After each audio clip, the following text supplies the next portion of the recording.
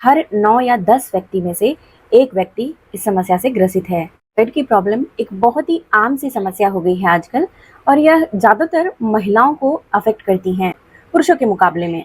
और इस समस्या के लिए कई लोगों को दवाइयों का इस्तेमाल भी करना पड़ता है, और यह दवाई पूरी ज़िंदगी खानी पड़ती है। इसलिए आज इस वीडियो के माध्यम से हम जानने वाले हैं कि आखिर यह थायराइड होता क्यों है, और किस तरीके से आपके रसोई में मौजूद एक छोटा सा मसाला और साथ में लाइफस्टाइल को बदल के थायराइड की समस्या से जान छुड़ा सकते हैं। ये जो दवाइयाँ हैं वो भी बंद हो जाएंगी, और साथ में आपकी जो स्वास्थ्य है वो भी अच्छी होनी शुरू हो जाएंगी।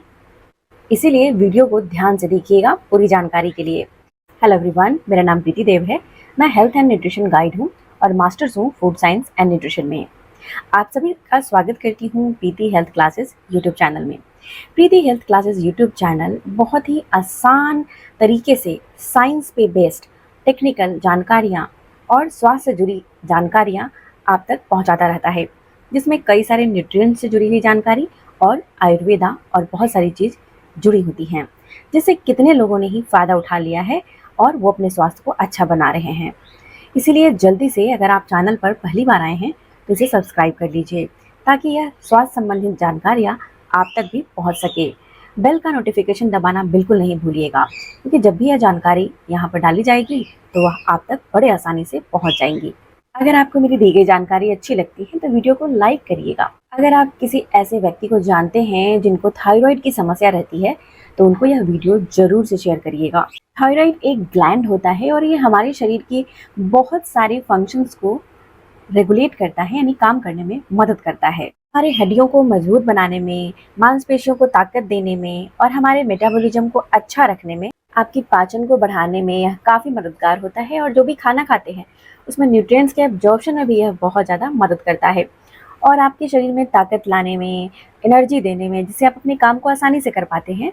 ये हमारे रिप्रोडक्टिव सिस्टम को भी बेहतर रखने में और हार्मोन्स को रेगुलेट करने में, हमारे मूड को अच्छा रखने के लिए, हमारे शरीर के तापमान को मेंटेन करने के लिए यह काफ़ी उपयोगी होता है। थोड़ी भी गड़बड़ी हो जाती है इसके हार्मोन में तो हमारे शरीर में ये सारी चीज़ें में उलटफेर हो जाती हैं। इसलिए अगर आपको बहुत ज़्यादा थकावट रहती है, कुछ काम करने का मन नहीं करता है, हाथ पैर में दर्द बनी रहती है, चिड़चिड़ाहट होता रहता है, और इसके साथ शरीर में ऐसा लगता है कि जान ही नहीं है, शरीर फूलती जा रही है, अगर आपको रात को नींद नहीं आती है, बार बार नींद खुलती रहती है, तो भी यह एक संकेत होता है शरीर अंदर से काफ़ी ज़्यादा कमज़ोर होती जा रही है। तो आपको अपनी एक बार थायराइड की जांच जरूर से करा लेनी चाहिए। थायराइड ग्लैंड इन सारे काम को करने के लिए कुछ केमिकल निकालता है, यानी कि रिलीज करता है। इसी केमिकल को हम साइंस की भाषा में हार्मोन कहते हैं, और इनको ही हम साइंस की भाषा में T4 और T3 बोलते हैं। अब ये T4 T3 का मतलब होता है ये आयोडीन के नंबर। T3 में 3 आयोडीन के मॉलिक्यूल्स होते हैं और T4 में 4 आयोडीन के मॉलिक्यूल्स होते हैं। ज़्यादातर शरीर के हर अंगों का जो काम, जो फंक्शन होता है वो T3 हार्मोन की वजह से होता है। T4 जैसे ही लीवर में जाता है तो ये लीवर उसको T3 बना देता है, और T3 बाकी ऑर्गन्स के सारे काम जो शरीर के होते हैं उसको देखभाल करने का करता है। अब यहाँ पर दो चीज़ें होती हैं। एक, T4 जब लीवर में जाता है तो वहाँ पर T3 धीरे धीरे बनने लगती है या बहुत तेज़ी से बन जाती है। दूसरे केस में होता है कि अगर T4 ही कम बन रही हो हार्मोन तो लीवर उसको कम बनाता है। ये दोनों केस में यहाँ पर शरीर को नुकसान होता है, और यही कारण है कि यहाँ पर थायराइड की प्रॉब्लम शुरू हो जाती है। अब यहीं पर अगर बहुत तेज़ी से T4 बनने लगी है, यानी बहुत ज़्यादा फास्ट हो गई है, तो ये हाइपरथायराइडिज्म हो जाता है। अगर यह बहुत स्लो बन रही है, यानी बहुत धीमे धीमे से T3 बन रही हैं, तो शरीर का फंक्शन भी धीमा हो गया है, मेटाबॉलिज्म स्लो हो गया है, शरीर में मोटापा आ जाता है, कमजोरी आ जाती है और सूजन रहने लगता है। तो ये सारी तकलीफें, इनको बोलते हैं हाइपोथायराइडिज्म, जो ज़्यादातर देखने को मिलती है। अब यह बहुत ज़्यादा देखने को मिलता है, इसकी वजह से हमारे शरीर में मोटापा भी आ जाता है, यानी शरीर फूल जाता है और बहुत कमज़ोर हो जाता है, और पाचन खराब हो जाती है, बहुत सारी दिक्कतें शुरू हो जाती हैं। तो इसीलिए आज हम हाइपोथायराइडिज्म के बारे में ज़्यादातर समझेंगे और इसको कैसे ठीक किया जाए ये जानेंगे। रिसर्च के हिसाब से 90% जो हाइपोथायराइडिज्म होता है वह ऑटो इम्यून डिसऑर्डर की वजह से होता है, और इसे हम हाशिमोटो हाइपोथायराइडिज्म बोलते हैं। हाइपोथायराइडिज्म कई बार आयोडीन की कमी की वजह से भी होता है, या फिर कई बार अगर हमारा लीवर फैटी हो जाता है, लीवर का फंक्शन सही से नहीं होता है, तो भी हाइपोथायराइडिज्म के केसेस देखने को मिलते हैं, क्योंकि लीवर ही T4 हार्मोन को T3 में कन्वर्ट करता है, यानी कि बदलता है। तो अगर लीवर ही सही से काम अपना नहीं कर पा रहा है, तो T3 फिर धीरे धीरे बनेगी या तो बहुत ज्यादा स्लो हो जाएगी। तो इससे भी हाइपोथायराइडिज्म देखने को मिलता है। महिलाओं में यह समस्या ज्यादा देखने को मिलती है। ये कुछ दवाइयों के साइड इफेक्ट्स की वजह से भी होती हैं।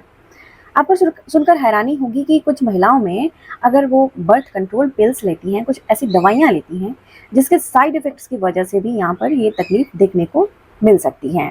कई लोग बिना सोचे समझे कई सारी दर्द की दवाइयाँ खाते रहते हैं, और जो ओवर द काउंटर आपको मिल जाती हैं, तो इसके भी साइड इफेक्ट्स यानी नुकसान होते हैं, और इसके कारण भी हाइपोथायराइडिज्म देखने को मिल सकते हैं। आप चलिए जानते हैं कि अगर ये समस्या किसी को हो जाती है किसी भी कारण की वजह से, जैसा हमने अभी जाना, तो अब इसे कैसे ठीक किया जाए वो समझते हैं। कौन सी ऐसी चीज़ ली जाए, यानी डाइट में क्या बदलाव की जाए, क्या लाइफ स्टाइल में चेंजेस की जाए, ये सारी चीज़ें अभी हम जानने वाले हैं। ये सबसे ज़्यादा जरूरी जो एलिमेंट होती हैं वो होती हैं सेलेनियम। हमारे खाने में यानी कि डाइट में सेलेनियम का होना काफ़ी ज़्यादा आवश्यक होता है अगर किसी को हाइपोथायराइडिज्म है। अब यह सेलेनियम जो एलिमेंट है वो कैसे मदद करेगा हाइपोथायराइडिज्म में।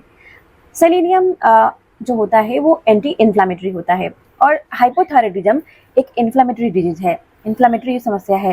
तो इसे ठीक करने के लिए हमें इन्फ्लामेशन को दूर करना पड़ेगा, जिससे शरीर में जो फूल जाती हैं, शरीर स्वेलिंग हो जाती हैं, मोटापा आता है, उसको भी कम किया जा सकता है। इसके लिए यह काफ़ी उपयोगी होता है। यह T4 को T3 में कन्वर्ट होने के लिए बनाने में काफ़ी मदद करता है, जिससे T3 जल्दी जल्दी बनती है और हाइपोथायराइडिज्म की समस्या दूर होती है, जिससे हमारे थायराइड हार्मोन की सेक्रेशन अच्छे से होगी और उसकी फंक्शनिंग भी अच्छे से होनी शुरू हो जाएगी। दूसरे नंबर पे ग्लूटाथायोन। ग्लूटाथायोन के बारे में आपने अभी बहुत सुना होगा कि स्किन केयर के लिए यानी त्वचा के लिए काफ़ी ज़्यादा उपयोगी होती है। ग्लूटाथायोन जो होता है वो एक पावरफुल एंटीऑक्सीडेंट होता है। क्या आपको पता है कि ग्लूटाथायोन हमारा शरीर नेचुरली यानी प्राकृतिक तरीके से बनाता है। इसके लिए सेलेनियम की आवश्यकता पड़ती है। तो अगर आप सेलेनियम अच्छे से पर्याप्त मात्रा में लेते हैं तो ग्लूटाथायोन एक एंटीऑक्सीडेंट है वो बनती है, जिससे हमारा थायराइड को बैलेंस करने में मदद मिलती है। अब यह सेलेनियम हमें कहाँ से मिलेगा, कौन से खाने से मिलेगा? ये अमाइनो एसिड से मिलेगा, यानी कि प्रोटीन वाले खाने से मिलेगा। अब कौन कौन से प्रोटीन वाले खाने? जो लोग नॉन वेजिटेरियन हैं उनके लिए ऑर्गेन मीट होती हैं और एग्स होते हैं, अंडे अगर आप खा सकते हैं। जो लोग ये चीज़ें नहीं खाते हैं उनके लिए होता है प्याज और लहसुन, जो बड़े आसानी से यह मसाला हमारे रसोई में मिल जाता है। लहसुन में और प्याज में अच्छी मात्रा में सेलेनियम होता है।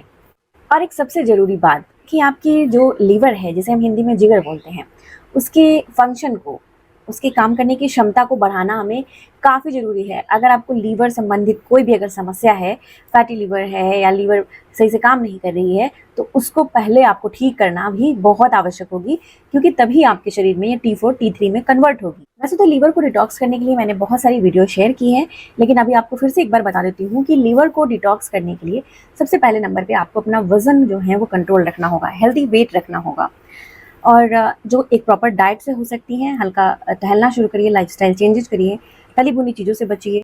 आप सूप ज़्यादा से ज़्यादा लीजिए। सूप में आप उसमें थोड़ा बहुत पनीर डालकर या टोफू डालकर आप प्रोटीन मिल जाएगी, उसे आपको सूप बनाना है, टमाटर डाल दीजिए और सूप तैयार करिए, इसे भी लीजिए। प्रोटीन का इंटेक आपके शरीर में ज़रूरी है, तभी आपको ज़्यादा फायदा मिलता है। अभी हम जानेंगे कि इसे लहसुन का प्रयोग हम कैसे करेंगे वीडियो के एंड में, तो वीडियो को देखते रहिए। बहुत ही आसान सा तरीका बता दूँ। इसके साथ ही 2 और मसाला मिला देंगे, जिससे ये और ज़्यादा इसकी जो ताकत है वो बढ़ जाती है। क्योंकि हमारा शरीर जब हाइपोथायराइडिज्म जब रहती है तो हमें ठंड बहुत लगती है, शरीर अंदर से ठंडा हो जाता है, क्योंकि अभी हमने जाना था कि ये हमारे शरीर के तापमान को बनाए रखने में मदद करता है। और जब तापमान हमारे शरीर की कम हो जाती है, जब हमें बहुत ठंडा महसूस होता है, तो ये हाइपोथायराइडिज्म का संकेत हो सकता है। तो इसके लिए शरीर को गर्म करना काफ़ी आवश्यक है। तो जैसा कि हमने जाना कि लहसुन हमें प्रयोग करना है, जिससे सेलेनियम मिल जाएगी। मसाले में हमें और चाहिए, जैसे कि हमें लौंग चाहिए और दालचीनी चाहिए। दालचीनी जो आप लेंगे वो घर वाली ले सकते हैं, लेकिन रोज़ आप नहीं खा सकते हैं। तो आपको एक सेलोन दालचीनी आती है, श्रीलंका से आती है, वो मिल जाती है बहुत आसानी से बाज़ार में। सेलोन बोलेंगे तो मिल जाएगी, उसे आप लें, वो जब बहुत फ़ायदेमंद होती हैं। अब इन सभी को मिला के हम बनाएंगे आज का जो फॉर्मूला है। अब इसके साथ एक और मसाला हमें ऐड करना है, वो है इलायची। इलायची भी बहुत अच्छी होती है हार्मोन को रेगुलेट करने के लिए, थायराइड की प्रॉब्लम में। अब ये मूड को भी अच्छा करती हैं, नींद लाने में भी मदद करती हैं। अब चलिए आपको मैं बताती हूँ कि इसका प्रयोग हम सब कैसे करेंगे। आपको क्या करना है कि 1 ग्लास पानी लेना है और इसमें जो दालचीनी है उसकी आधे इंच की लकड़ी डाल देना है। इसमें आपको मात्र 1 कुटा हुआ इसमें डाल देना है लौंग, जिसे हम क्लोव बोलते हैं, और साथ में इलायची भी 1 हरी वाली कूट कर डाल देना है, हल्का सा दरदरा कूटे, और इसको हमारे चूल्हे पे डालिए और इसको अच्छे से उबाल लीजिए। जब ये उबल जाती हैं 2 से 3 मिनट में, तो इसे हल्का गुनगुना होने तक ठंडा करें और फिर छान कर आपको कप में निकाल लेनी है। 1 चुटकी इसमें काली मिर्च का पाउडर मिला देना है।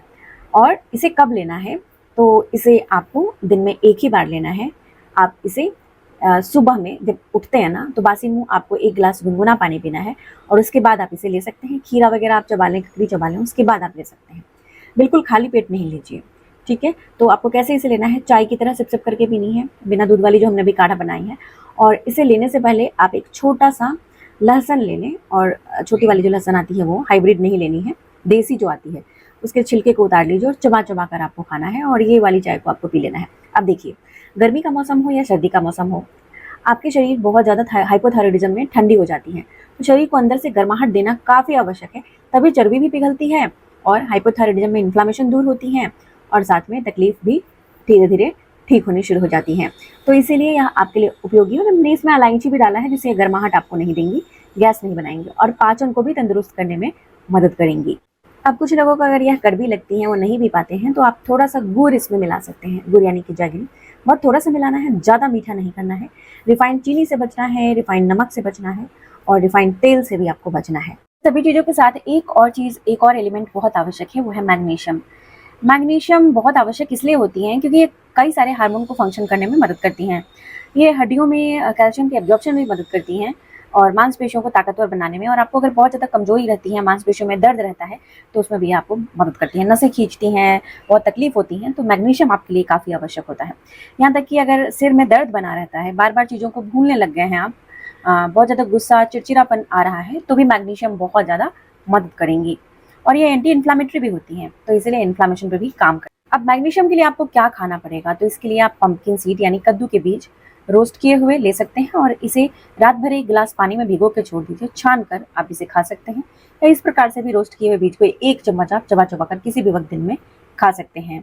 या फिर अगर आपके पास ये बीज नहीं है, तो आप इसकी जगह पर मोरिंगा, इसे हम सहजन बोलते हैं, उसकी पत्तियों के पाउडर मिल जाते हैं। घर में भी पत्तियों को सुखाकर उसका पाउडर का चूर्ण बना सकते हैं, यानी पाउडर बना सकते हैं और 1 चम्मच 1 कप गुनगुने पानी में मिलाकर और ग्रीन टी की तरह पी सकते हैं।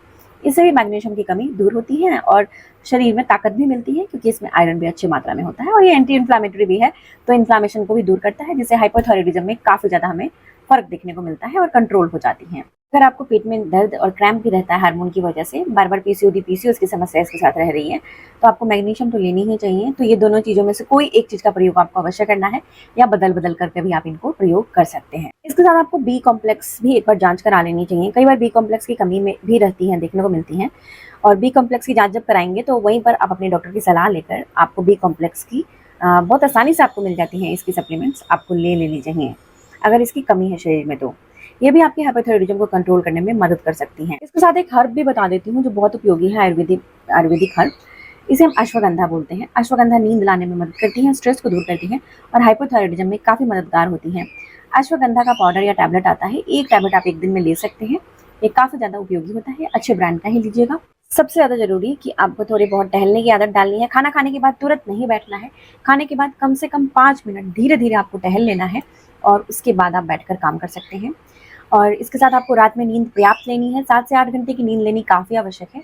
दिन में 2 बार आपको 10-10 मिनट की वॉक या 15 मिनट की वॉक सुबह या शाम आवश्यक है करना। पानी का पर्याप्त ध्यान रखें, आपको 7 से 8 गिलास पानी कम से कम पूरे दिन में पीना ही पीना है, जिससे आपको लाभ मिलता है। तो आज की जानकारी यहीं तक थी। आज की जानकारी अच्छी लगी है आई एम श्योर, तो इसे लाइक और शेयर करिए और मुझे कमेंट में ज़रूर से लिखकर बताइए कि आप कहाँ से इस वीडियो को देख रहे हैं, आपको कैसी लगी आज की जानकारी। आज का यहीं तक है वीडियो। अपना ख्याल रखिए, शुक्रिया। और सबसे ज़्यादा ज़रूरी, मुस्कुराना नहीं भूलिए, मुस्कुराते रहिए।